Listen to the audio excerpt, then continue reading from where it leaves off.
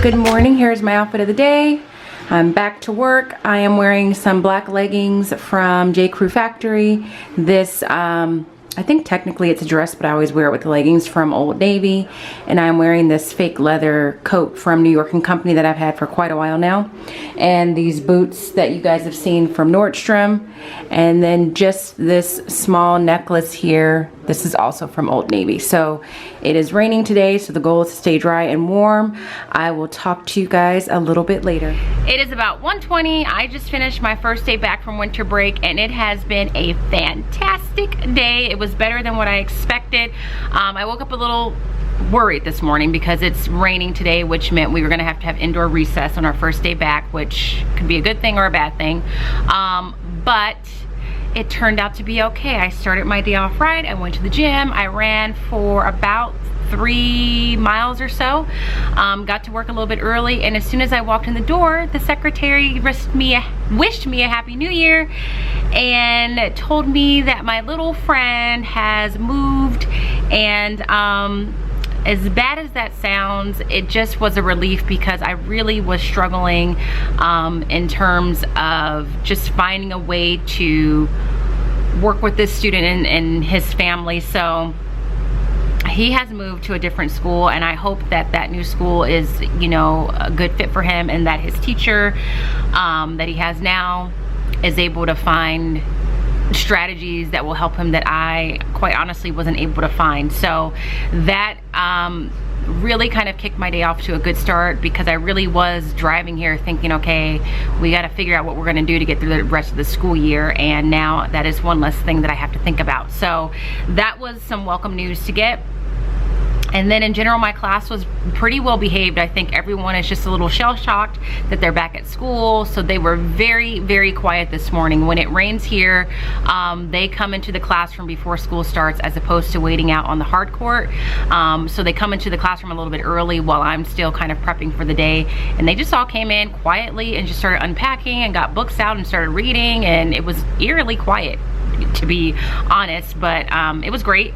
We did a math lesson, went to the library, and I went through some wonders. And speaking of that, I feel like I haven't mentioned much about wonders because quite honestly, it's been very hit and miss, because we've had several weeks where we've just had a lot of different interruptions of different types. So we were practicing for the play, then we had assessments, then we had PLC writing that we had to teach. So, you know, we kind of got a little bit off track. In terms of my impressions of wonders, with this being my first year, I still to this day, along with other grade levels at this site, I do not know someone's at the door. That was 2 students who forgot their homework. So I think what I was saying in terms of wonders, like, we at this site have not found a way to fit all of the things that they want you to fit in there. So that is definitely still a struggle. We have each, in terms of grade levels, I think have tweaked wonders to work to the best of our ability in terms of pacing and timing. I've completely stopped going on Connected to see what they are suggesting I get done in a day, because that was just overwhelming. The amount of things that they thought I was going to get through in the course of one day was just unrealistic to me. So I stopped looking at that. I am still following it because at this point I kind of understand the layout of the book, and so I've been able to do that. So today we read a modern version of Cinderella. And the whole skill that I was supposed to be teaching them is predicting, and teaching them what is the purpose of predicting, because I don't really think kids know why teachers want them to make predictions. And I don't think I've ever, up until today, explicitly explained to the kids why it's important to predict what's going to happen as you're reading and before you read. So we talked about how predicting helps you to make sure that you're actively involved with the text that you're reading, and it keeps you aware of what's going on and helps you to monitor your understanding. So we did that. They really enjoyed the modern version of Cinderella. And we did math, if I didn't say that. We started chapter 7, which is multiplying fractions, and this lesson was nice and easy. And then we read a little bit of Out of My Mind, which they are loving. And so that was the day. And then I had lunch. Today I'm meeting with my team in about 15 minutes, because now we need to get on the ball with our PLC goals. and our PLC goals are all focused on writing of different types and integrating sources into our writing. So we kind of need to meet to talk about the results from our first benchmark assessment that we gave a couple of months ago. Those are the stories that I was reading just before winter break, and in all honesty, I just finished grading them a couple days ago, and we gave that assessment at the end of October, and it's taken me that long to physically get through all of those stories and make notes and grades and all that, which is not the best situation, but it just is what happened. And we got some work to do. My kids,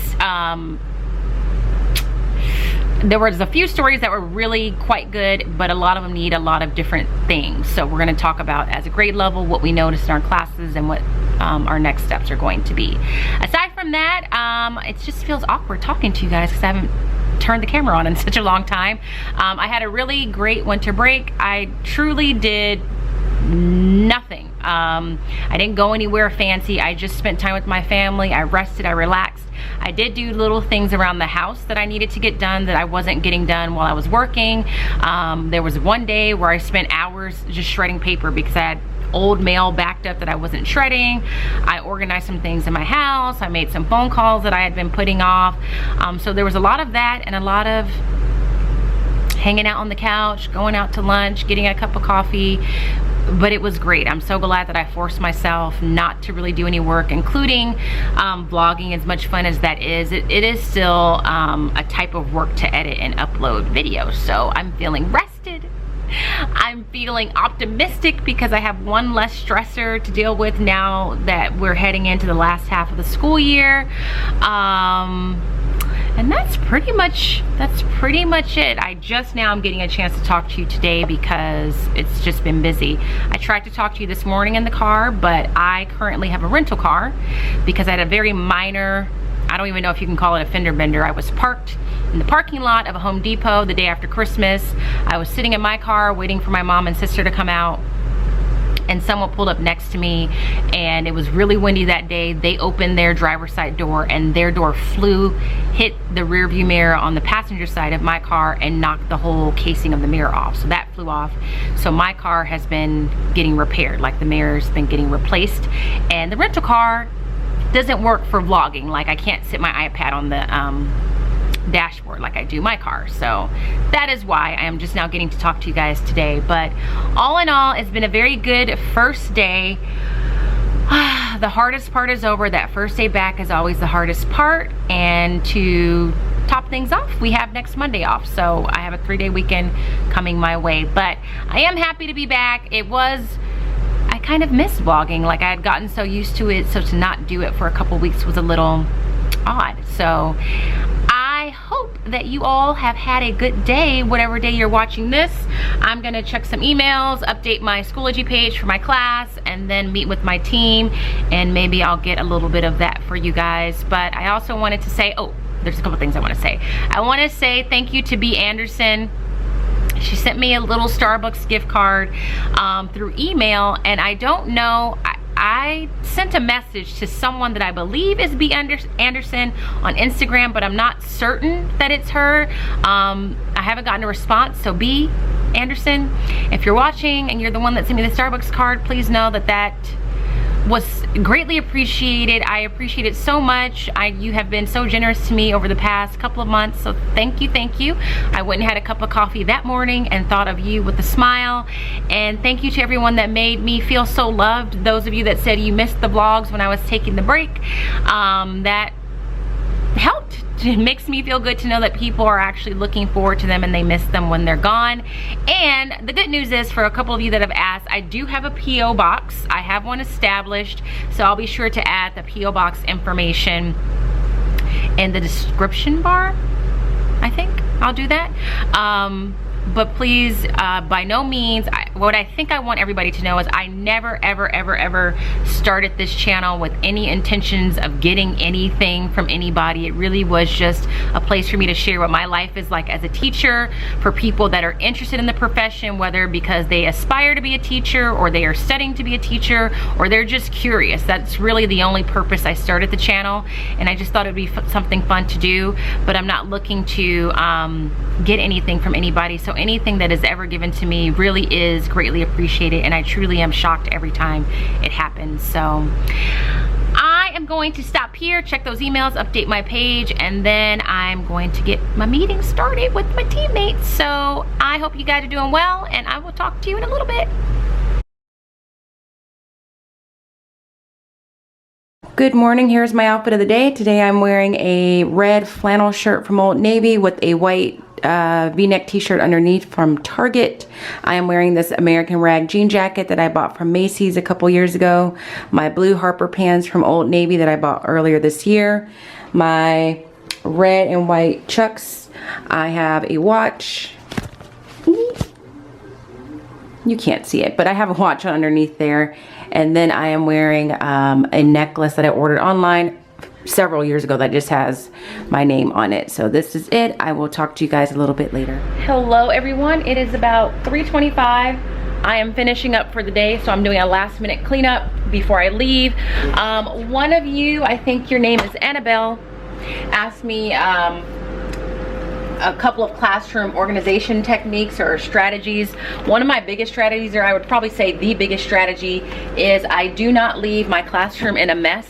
I will always clean it up before I leave, so I never leave piles of paper out. I never leave things not put away, because I don't like to come to school the next day with things already in a mess. And just the nature of the job, if I leave piles out and come to school the next day and those piles are there, I know that all that's going to happen is I'm going to continue to make piles as the day goes on. So I always pick up all my stuff, put everything away. That's one tip I have, is that I never leave the classroom in a mess. The second tip that I have is that I never really allow the kids to leave the classroom in a mess. So they have to put everything away. They know that when they leave, absolutely positively nothing can be left on their desk, in their chairs, on or around their floor area. I don't let them leave their jackets here. I don't let them leave water bottles. I don't let them leave binders here, because when you have 33 kids in a classroom and they all have their stuff out, that just makes for a more disorganized situation, and I don't want to clean up all of that or be tripping around it. This right here is probably the most I'll allow. So these are students that are in the middle of working on their classroom job. They do the weekly AR reports for me. They fill them out. So they were working on those today. They didn't finish them, so I'll let them leave those out so that they can work on them tomorrow. But that's really it. I usually put everything away. So I am cleaning up, and I thought I'd share with you an idea that I came up with in terms of my morning meeting. Let me put my little camera down here. So you guys know that I have started morning meetings. They've been going pretty good, but I have felt like there's still some kids that I just want it to be more, I don't know if inclusive is the word, but there's some kids that are really good about participating, and then there's some kids that will not really utter a word, which I understand some kids are shy, but I still want the whole class to participate at some point. I don't want the morning meetings to be the same handful of kids that are participating. So in my district, we do have to give a listening and speaking grade. So I have told them that I do take these morning meetings for listening and speaking grades. If they participate during the course of the week, they'll get the points for participating. If they don't, they won't. And you know, they obviously get participation points for being here and making sure they're being good listeners and all of that. And even with that, I still have some kids that will not participate at all. Even if it gets to the end of the week where I'm like, okay, so-and-so, I haven't heard anything from you. You know, it's really like you either get the points or you don't. Even for them, it's some of a struggle. And sometimes I think the struggle is maybe the topic is a little bit too much for them, because in all honesty, I have the morning meeting books, but I have not read them from cover to cover. I've really only had a chance to skim them. Again, I could have read them over break, but let's be real, I wanted nothing to do with work over break, so I didn't. But I do know, if I remember correctly, there's supposed to be, the meeting should be somehow centered around the curriculum you're studying. So I've been trying really hard to make the questions relevant to something that we're talking about in one of the subject areas. And some days it's easy, and then some days it's kind of a stretch. So I took a moment and paused to think what was my core reason for starting morning meetings. And really the reason for me is I wanted to create more of a classroom community. And so based on that, I thought, well, then that means it's not so much what we're talking about that's important that's important to me. It's just the fact that we are talking. So right now, what I think I'm going to do is I'm going to try and use this book here for my morning meetings. This is 365 Days of Wonder, Mr. Brown's Precepts, a quote for every day of the year about courage, friendship, love, and kindness. So this is based on the book Wonder that I read over the summer, and it's just a book of quotes that Mr. Brown, I don't know if he actually said them or he would have said them. He just had class and he would give these precepts or words of wisdom or words to live by to his class every day. And so this is a book that are filled with words to live by for the entire year. So it's dated for every day of the year. So here's January 11th. And I read the first one just before school was out, just to kind of see how they responded to it. So the one for January 10th says, if the wind will not serve, take the oars. So I asked them to think about what that meant. So the first person that raised his hand said, that means, well, if you're in a boat and the wind's not blowing, just use your oars, which I thought perfect. So then I took the opportunity to explain to the class that that is the literal meaning of what it's saying. And I said, but quotes like these, there's a literal meaning, which is what that student provided with us, and then there's a metaphorical meaning, or a meaning that you're supposed to be able to take and apply to life. So I asked them, okay, let's think in a bigger, more metaphorical sense. What do you think the author's telling you about life? And so another student said, I think it means if you don't like something, then find another way or find a way to solve it, which was perfect. So then we talked about that and kind of related it to their life in general. And then while we were talking, I thought, well, maybe these could just be the basis of our morning meeting for a couple of reasons. The kids were more apt to discuss this. I saw more hands raised with just that little quote than when we do our morning meetings and they're, you know, I'm trying to tie them into curriculum. Number two, I do feel like these are good because it teaches a certain level of comprehension in a very quick, subversive, non-threatening way. And number three, it serves the purpose for what I'm looking for. We get to talk, we're talking as a class, and it will allow us to kind of talk on a more deeper personal level. So I asked a couple of my kids, like, what do you think? Should we try and maybe base our morning meetings off of this? And they said, yeah, they thought it would be a good idea. So I'm gonna do that tomorrow. And I don't know if I said this, it really makes my life easier. Instead of me trying to formulate a question or figure out what I want the topic to be, all I have to do is really pull out this book and use the precept of the day. So what I have done, I was scrolling through Instagram over the weekend and looking at everybody's posts, and I came across these cute slides from someone on Instagram, and on Teachers Pay Teachers' name, I think her username is Teach, Create, Motivate. And she was showing timer slides that she was updating and making, and it was just, they were really cute. She had one for New Year's. So I decided to take a look and see what all was included, and I purchased the package yesterday. It was $8, and it's a pretty good deal because you get a ton of slides for different reasons, and they all have timers built in. And the timers vary from 5 minutes, 10 minutes, 15 minutes, and they're completely editable. So the one that I am using for the morning meeting for the month of January is this one here. It says good morning, and it has kind of like the little horns, I guess you would call them, for New Year's. And then I just typed the precept that I'm going to use for tomorrow. So it says, don't tell me the sky is the limit when there are footprints on the moon. So we're going to talk about what that means and what the author meant by that, and we're going to see how it goes. So I went ahead and bought that, and so far I've used it for the past couple of days, and it's been great. So that's really it. I'm going to pack up this bag here, go home, and probably put my pajamas on right away because it's chilly out here in Southern California. Like, it is in the 60s, and my ankles are freezing because I wore cropped pants. So I'm gonna go home and edit the videos and just probably relax. I don't have a ton of stuff to do.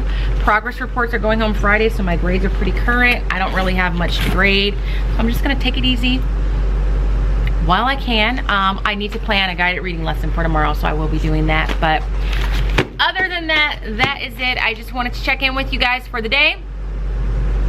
I don't know if I'll check in anymore, but I had another good day, day 2 of 2017, the second half of the school year for us. And that's it. I don't have anything else to say. So I'll talk to you guys when I talk to you. I don't know, maybe later today. I don't know. Good morning, here's my outfit of the day. Today I am breaking the rules and I am wearing jeans because it is pouring and it is cold. So I'm wearing my jeans from Old Navy. This is a top that I bought from Charming Charlie a couple of years ago. And then I'm wearing these black zip-up boots from Macy's, my two-toned watch, and then this necklace here that I wore a little while ago. So I am heading out the door. I will talk to you guys later. Good morning, it's 9:13 here for me on Wednesday. My kids are at PE. I will be picking them up in about 7 minutes. We have PE in the morning today because we are on inclement weather because it's raining. And so the kids are in the cafeteria for PE with the 4th graders. So I wanted to check in right now because I may not be able to check in much more after this. I have a meeting right after school and then I have plans after that and then I'll be heading home. So what I have done on my prep period today is I planned my guided reading lesson for today. So truth be told, like in a perfect world, I would have all of this mapped out well in advance and not be planning it as the days come, but it doesn't always work out that way because I'm lesson planning for the week, plus I'm grading. Those of you that are teachers know that you are constantly doing something, so you kind of have to prioritize. So the good news is that it's planned. So what I did is I chose the 2 books that I was thinking about after school yesterday. These are the kids that I'm going to be working with are at a level M/N, which is the equivalent. Let me see if I can get the chart. That is below grade level. 5th graders with Fontes and Pinnell should be starting at a level S or T, and we're midway through the 5th grade, so technically at this point they should be at a level U in text, and those letters are just assigned by Fontes and Pinnell, which are kind of like some of the main names in reading instruction, and the letters are just based on like the level of difficulty in the text in terms of the amount of words and word complexity, themes of stories, and so forth. So these kids are at a level M/N based on the last assessment they were given, which is an early 3rd grade level. So they are quite a bit of ways behind where they should be. So the 2 books that I was looking at after school yesterday was this one called The Empty Pot. This is obviously the one that I chose because it's been marked up, and then A Chair for My Mother. So I read them both very quickly just to kind of see what the story was about and what I felt like I could do with it, and I chose The Empty Pot. So the first thing that I did was I read it. The next thing that I did was, we got to get up again. The next thing that I did was I pulled out that book that I showed you guys a little bit earlier, which is called The Continuum of Literacy and Learning by Fontes and Pinnell. And this is the one that gives you behaviors that you should be seeing with your students. Either they're able to do it, or these are behaviors that you want to continue to encourage or instruct in. So what I'm going to do with this book is we are going to be working on just the ability to summarize the events of the story as we're reading, and also making predictions as to what's going to happen next with evidence. Like if you're going to make a prediction, you have to be able to justify for me why you made that particular prediction. So we're going to work on that, and then along the way just inferencing, because that is a big part of reading and understanding the story and making predictions as you go. So I marked the parts or the books that I want to stop and have them make the inferences. So these little tabs here are not the inferences, the predictions. These little tabs here are the parts that I'm gonna stop at and say, okay, I want you guys to make a prediction as to what you think is gonna happen next. Give me some text evidence that caused you to make that prediction. So I marked the book up. I also wrote on a sticky note, this is my lesson plan, this little sticky note right here, what background information I want to give to them. So I've decided that I want to talk to them about the fact that this book is set in China and that one of the main characters is an emperor, and explain to them what an emperor is and what an emperor does. Also let them know that China no longer has an emperor, just so that they know like this book is set in the past. So I did that. And then I looked through the resources that I bought off of Teachers Pay Teachers. This was from Amy Grosbeck, and I can't remember the pack, but I think I've mentioned it in a previous vlog. So to kind of help with the predictions, I'm going to be using this predictions chart. So on here they will write the title of the story, what their prediction is, what evidence they used to make that prediction, and whether or not they were able to confirm it once we've read past the point of their prediction.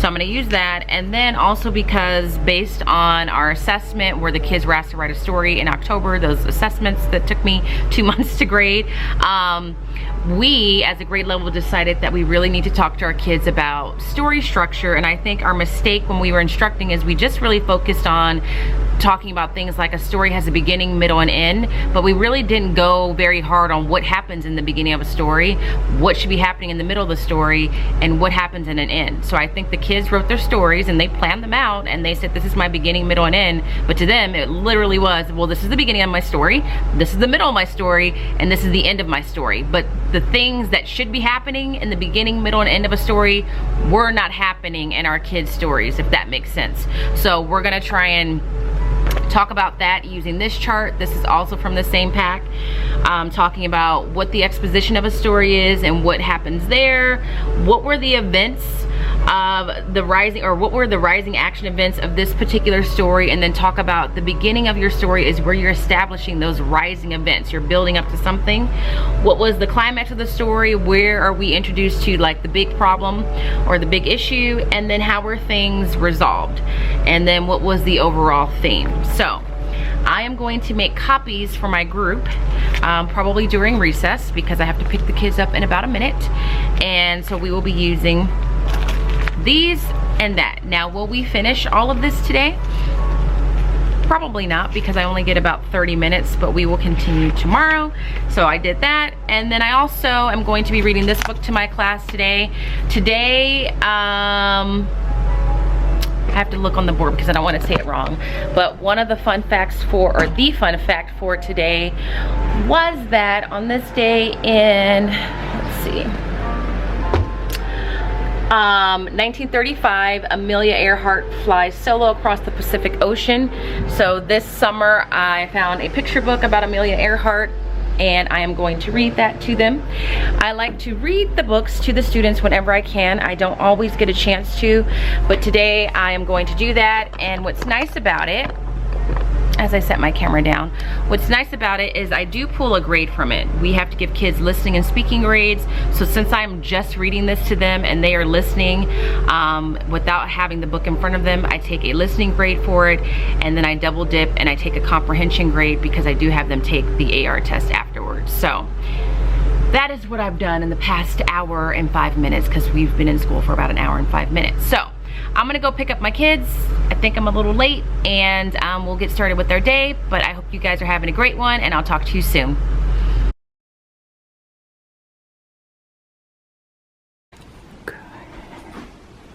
Good morning, here's my outfit of the day. Today I'm wearing a sweater from H&M that I got on a clearance rack. It was probably $9 and I've had it for years. I'm wearing some black leggings, my brown boots, and my two-toned Michael Kors watch, and this necklace here. This is from Charming Charlie, I believe. So it is still raining here in Southern California, so leggings again. I will talk to you guys a little bit later. Hello there, it is 3:20. Quite honestly, I'm getting ready to go home.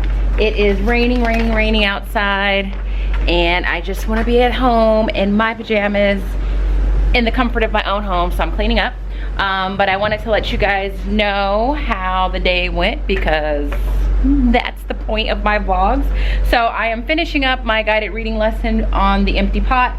We got through the story, we focused on making predictions and confirming them along the way, and we're almost done with the story mapping portion of that, and the kids really liked it. One of the boys in the group had read the story before, and so I was kind of disappointed that this story wasn't new to him. Like, I feel like he was missing out because he had read it. And so what I found out though is at the end of it, he had missed this key development in the story, and he had misunderstood it. So if you haven't read it, The Empty Pot, the premise of it is there's an emperor in ancient China who is aging and he wants to find a successor to the throne, and he likes flowers, and so he decides he's going to let the flowers decide who the next emperor is going to be. At the same time, you're introduced to this character named Ping, who lives in the kingdom that the emperor is in control of, and he enjoys flowers, like planting them and things like that. So the emperor tells all the parents of his kingdom, bring your child to my palace on this day. So all the parents do. The emperor gives every child a seed and says you have a year to grow the most beautiful flower possible, and whoever's flower is the most beautiful is the person that will become the next emperor. So Ping gets a seed, and he tries and tries and tries and goes through all these motions to get his flower to grow, and it never grows. So the year comes to an end, and he goes to his dad and says, you know, I don't know if I should go to the palace because my flower didn't grow. And his dad says, well, you tried your best and you should be proud of that, and sends him off to the palace with his empty pot. So he gets to the palace with all the other children of the kingdom. The other children of the kingdom have these beautiful flowers that have bloomed and grown, and Ping has a big old empty pot. So he goes to the emperor, and the emperor says to him, why would you come to me with this empty pot?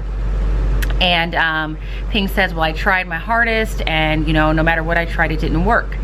And so the emperor says, perfect, I have found the next emperor. And he turns to all the other children with these beautiful flourishing flowers and says, I'm not sure where your flowers came from because I gave all of you cooked seeds, so your flowers should not have ever grown because the seeds weren't the seeds wouldn't have allowed it. And so Ping becomes the emperor because of his determination, his hard work, and his honesty.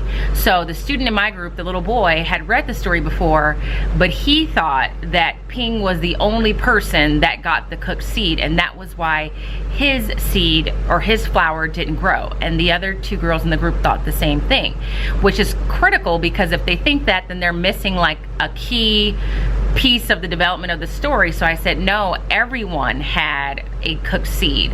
And so I said the emperor's point is he's choosing Ping and his empty pot because Ping was the only person that was truthful and honest and continued to work hard no matter what, and all those other children cheated to some degree or another.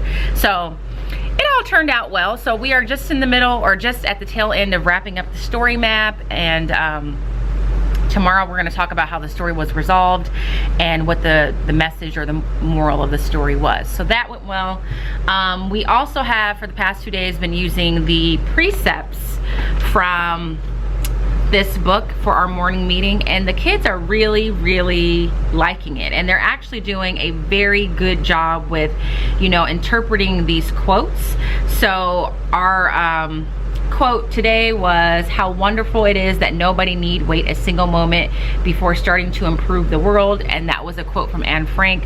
So we talked about that, what it meant, and I like these because they allow for big world discussion. So we kind of talked about, you know, if something terrible is happening to someone, because I did give them the backstory on Anne Frank and her story. If something terrible is happening to someone else and you don't know them, and it's not happening to you or anyone you know, is your life really affected? So that's kind of the turn the conversation took, because the point was her neighbors, Anne Frank's neighbors, didn't have to help her. Like, they didn't have to do what they did, but there's a reason why they did, and it kind of went from there.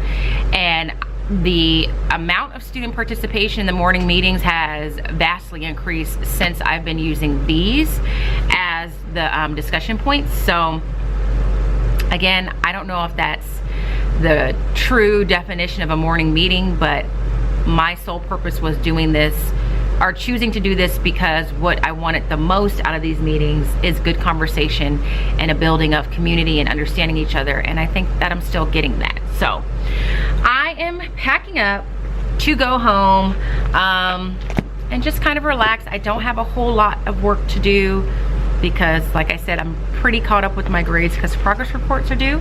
I do need to plan my next guided reading lesson because I am going to finish with that group tomorrow. What else? January is going to be a hectic month. I don't know if I said that already. Starting next week, I'm going to be out at least once a week, usually twice a week for the next couple of weeks, and so that'll be a little bit stressful, but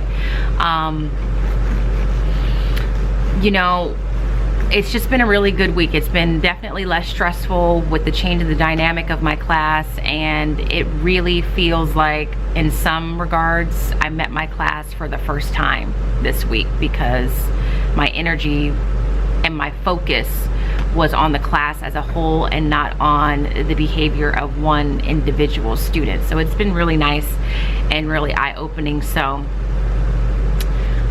yeah, it's been pretty uneventful aside from the fact that it's been a good week with my class, pretty productive, and it's been raining nonstop, and that's pretty much it. So I don't know, you guys. I guess I will talk to you tomorrow.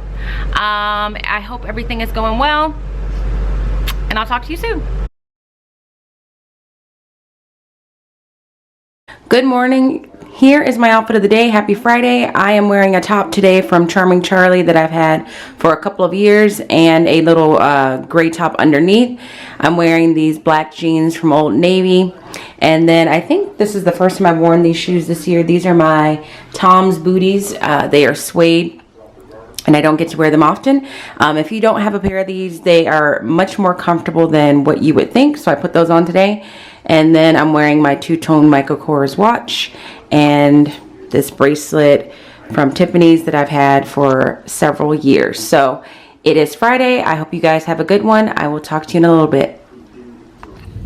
All right, so I thought I would talk to you guys on my way to work, because I have prep today and I'll have time after school, but I have quite a bit I need to try and get done today. I need to make sub plans for a half-day sub on Tuesday, and I need to lesson plan for the week in general. My cleaning lady is coming tomorrow, and normally I would go to the school on that Saturday to lesson plan for the week, but our district server will be down over the weekend, so I won't have access to any sort of internet. So I thought I would touch base with you guys on my decision to transfer, or try and transfer, I should say, to the new school. I believe our transfer requests are going to be due in February, which is right around the corner. And so I kind of need to decide what I'm going to do in terms of the new school versus middle school, because that was something I started to think about. And I spent some time over break thinking about it and just reaching out to some people who could give some advice, either because they have transitioned from elementary school to a middle school setting, or they are in administration, or kind of knows how the process works. And more than likely my focus will probably be to try and get to middle school, because in the bigger picture of things, if I do decide to do administration, and again, I still don't know for sure if I ever will do that, but I know it's not it's something that I'm definitely considering, then I think moving to a middle school setting would just make me that much more of a viable candidate when the time comes, because I can show that I've worked in both environments. I am still going to put down the new school as well, because, you know, there is still a part of me that would like that as an option, and there is no guarantee that I will be able to transition to middle school, so that I still want to make sure that it is also clear that that is another option that I'm very interested in. I am a little disappointed that I have to kind of focus more on the middle school, because it was exciting to think about going to a new school and having everything be brand new and helping to establish the culture, but I have to think big picture and not on a smaller scale like that.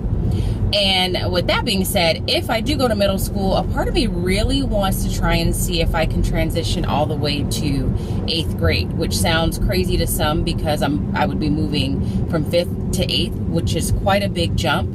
But at the same time, I don't think that I would have too much of a difficult transition in terms of dealing with the age group and just managing that. I think that's what makes people the most nervous. So I think I would like to move all the way to 8th and teach language arts and social studies. Now, if we're talking 8th math and science, then no. As I've said before, language arts is my strong suit, and there is a huge jump between 5th grade math and 8th grade math, and I don't know that a summer would be enough time for me to kind of make up for that difference. So that's kind of what I'm hoping for. And the reason for that is, one, the curriculum of 8th grade. It's U.S. history, which I enjoy teaching. Plus, I like teaching those ages and grades that are kind of pivotal in a child's life. So I like 5th grade for the fact that for us, it's a transition. They're transitioning out of elementary school and going to that next step. If not 8th grade, 6th grade, I wouldn't mind teaching so much in terms of the age, because now they're transitioning into middle school, and that's important. But I'm more attracted to 8th grade because it's a transitional year. They're going from middle school to high school, and you know, they are who they are. And some of the conversations that I like to have in terms of education and the world around us, 8th graders would get it. Like, they would understand it, and I'd be able to have those conversations. I was speaking to someone not too long ago, and they were asking me what is my favorite thing about 5th grade, and I said that they're old enough. Like, they're old enough to have some personality, old enough to kind of get your sense of humor if you have a drier sense of humor, not as sensitive as maybe a primary age child would be. And then they asked me what was my least favorite thing about teaching 5th grade, and I said that they aren't older, because sometimes I'm trying to have these bigger picture conversations with them, because that's what I'm into talking about. And you know, they'll get some of it, but a lot of it's going to go over their head. So just the idea of being able to work with kids that are old, like truly old enough to have those conversations, is really exciting and attractive to me. So I'll be putting in the paperwork for that. And then the process after that is you wait to be interviewed by the principals of the sites that you are requesting to be transferred to. And then you don't really find out if the transfer has gone through until pretty much almost the end of the school year, like maybe the last few weeks of the school year. So it'd be a long wait. So that is the update on that. The other update, the poncho was taken back. I think it wasn't quite winter break yet. It was December. I bought a poncho. I tried it on. I was startled at first because I didn't think it was very flattering. Then I tried it on again and felt like, well, maybe it's not so bad, and asked you guys to kind of comment on the poncho. And most of you said keep it belted. And I tried that, and even still, I wasn't loving it. And then I got to a point where I realized if I'm doing this much negotiating with this poncho, then maybe that just means it's not meant to be with that poncho. So I took it back to Target. So that's my other important life update. So I am just about at school, and I will try and check in with you guys at some point. I'm not sure when, because I do need to be as productive as possible so that I can get my sub plans and lesson plans done and enjoy the long weekend. So I hope you guys have a great morning. Even though you may not be watching this during the morning, it's my morning, so that's just what I said. But I hope that you're having a great day, whatever time of day you're watching it, and I'll talk to you guys later.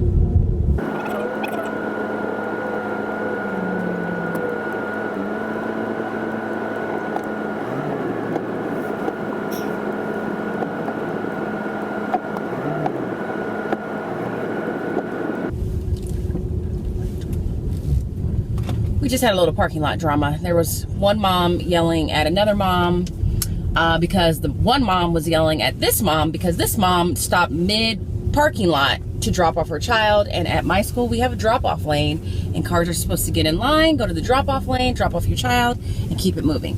But the other mom just decided she was not going to get in the drop-off lane. She was just going to stop mid parking lot. So they were battling it back and forth, and then she sped off. And you would think that at a school, parents would be a little bit more civilized and careful because there's children walking around, and you know, you want to set a good example for the kids. But the parking lot at a school is usually one of the most contentious places at a school site. So I'm parked.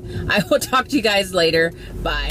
It has been quite the Friday afternoon.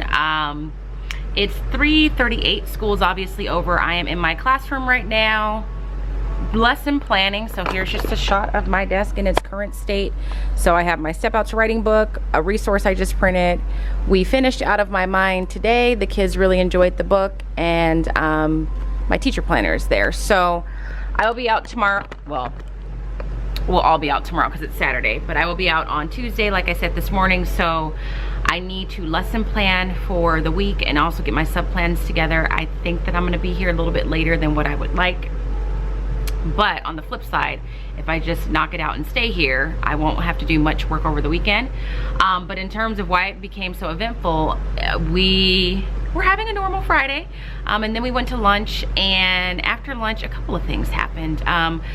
On the way to pick up our kids after the bell rang, one of our proctors came up to us with this book, and like a chapter book, and she said, you know, I can be a little conservative, but I think this is a bit much. And so she goes on to show us this book that one of our students was reading, and said that it was just pretty explicit at a certain point, because she noticed the kids were reading it, and then I guess there were a crowd of kids kind of chuckling about what they were reading, and it was going into like a fair amount of detail about two men having sex, surprisingly enough. And so we were shocked, like, because this is a book that this student checked out from the school library, and it's leveled at a 4.1, and it was, you know, labeled up for the kids to take an AR test and everything.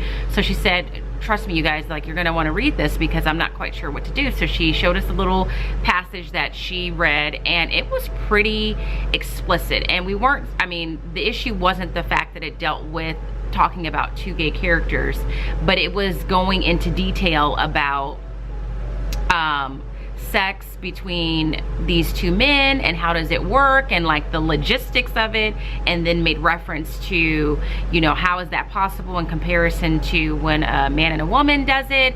And it was just we were like surprised. So we took the book and we sent it up to the office. I told her, you might want to take it to the office because I doubt that they know that that kind of detailed content is in there, and just see what the principal, if they want you to do with it. And so she did, and ultimately the decision was the student was checked in for that, or the book was checked in for the student that had it, and the librarian is going to pull any additional copies from the shelves and kind of let the district know. And again, it's just for the level of detailed description that was in there for this particular age group. Like, you know, the oldest kids we have here are 5th graders, and we don't want to inadvertently expose a parent's child to something that perhaps they're not ready for their child to be exposed to. And this district can be a little conservative. There's some schools that won't even read the book Walk Two Moons, which is a very, very, very good book. If you've never read it with your class, or you've never read it period, I would suggest that you read it. It's a very good book, but in a couple of places it makes reference to the main character named Phoebe either thinking about kissing a boy, or actually being, or the boy actually attempting to kiss her. And for some people, like, that's too much. To me, that's like, I mean, the main character's a 6th grader. If I had a 6th grade child, would I want them, you know, kissing at that point? No, but I know that that's not totally out of the realm of possibility, and it's not really explicit, whereas this was just a little bit more detailed. So if you want to know, the name of the book is called Fallout, and it is by Todd Strasser, and it has some pretty good reviews. I just looked it up on barnesandnoble.com just to see how it's described and what age group it says that it's geared at. And the premise of it is it takes place in the 60s, and it's about this boy named Scott and his dad are the only one in the neighborhood who are preparing for the worst, and they have, I believe, a bomb shelter in his house. So it kind of takes place then. And I don't want to go into too many details and read you the whole book synopsis, but I mean, it's historical fiction, it looks like, and you know, it sounds like it's quite interesting overall. And then the reviews, there's a New York Times review that says its first line is, for all its horror, this is superb entertainment suitable for any tough-minded kid over the age of 10. So he or she, whoever wrote this, he, the person who wrote the review, obviously thinks it's a good book, but for someone that is over the age of 10, and our kids are not necessarily over the age of 10. So that book is being removed from our school library just because of that one particular passage. And I am not one to say ban the books because, you know, I personally think it's too racy, but in this case, I would hate to have a parent come to me and I'm blindsided because I didn't know that that was what was in the book their child was reading. So that happened. And then after that, we had a student who was having some issues, a bit of a meltdown, and he was running loose on campus for a little while. He became upset and agitated and just started running, and we were short an administrator today, and the one administrator that we did have on site was in an IEP, so that meant I became the admin on assignment at that point, because there really was no one else to help, because the secretaries were trying, but you know, they have to be in the office. So we were just kind of trying to get this student under control so that we can make sure he stayed safe, because at some points he looked like he was going to leave the campus altogether. So what ended up happening is he was running. I chose not to chase him, but to keep him in sight, because it was one of those things that if you chase him, then he's gonna run more, and the more you chase him, the further he's gonna run away. So I just kept him in my eyesight, and it was kind of as if, as long as he knew that I was watching him, then he was actually better about it. So he was all the way across the field at one point, and I was just watching him from the shade structure. We eventually were able to get in contact with this parent, and the parent came and just took him home a little bit early. So it was a little stressful, because we really just didn't know where he was going and what he was going to do. And I was out of my class, so my kids were unattended, and so there was a 5th grade teacher present, but we were having to shuffle between the classrooms to make sure all of our classes were okay. So everything worked out there. But yeah, I had a very uneventful week until about 1:10 this afternoon. So I am now planning, and I'm tired, but I'm trying to get through it and enjoy my long weekend.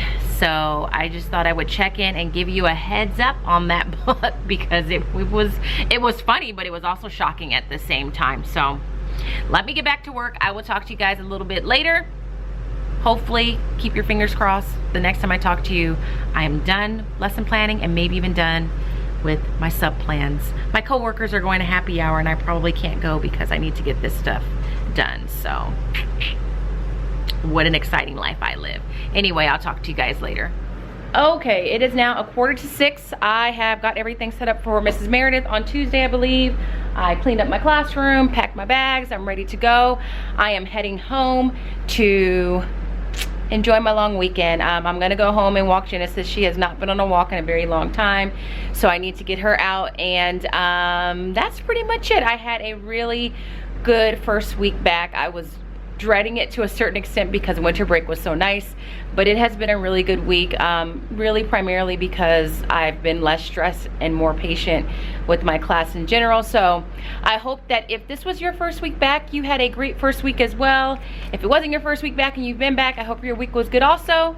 I'm going to enjoy the long weekend. I hope you do the same. If you're watching this coming Sunday, what is Sunday? January the 15th. I hope you have a long weekend, or a nice long weekend.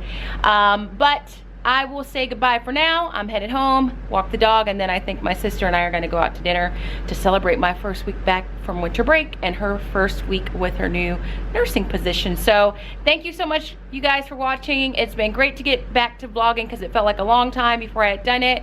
And yeah, I'll see you guys, not Monday morning, Tuesday morning. Bye, everybody.